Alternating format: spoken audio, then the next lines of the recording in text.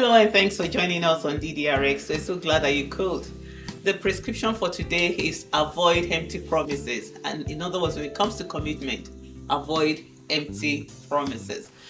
I want to read to us from Matthew chapter 8, verses 19 to 22 if I'm able. But then a certain scribe came and said to him, "Teacher, I will follow you wherever you go." And Jesus said to him, "Foxes have holes and birds of the air have nests, but the Son of Man has nowhere to lay his head." The guy didn't, maybe he didn't understand the commitment involved, in ministry, especially the ministry of Jesus.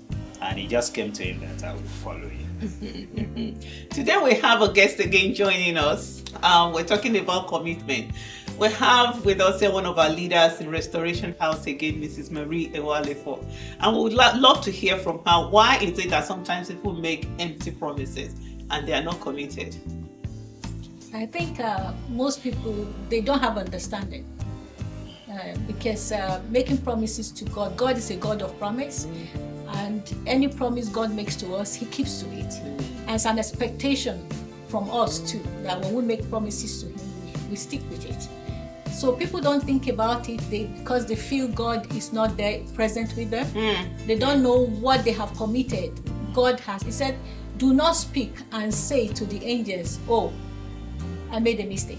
Anything you speak out and you say in the presence, in the name of the Lord, you make sure you commit to it and keep to it to the end. Especially in the church, because the church is not for man. The church is for the Lord. So anything you say or any promise that comes out of your mouth to the Lord is like a vow. Sometimes we think a vow is you have to swear. No, vows are promises that come out of your mouth.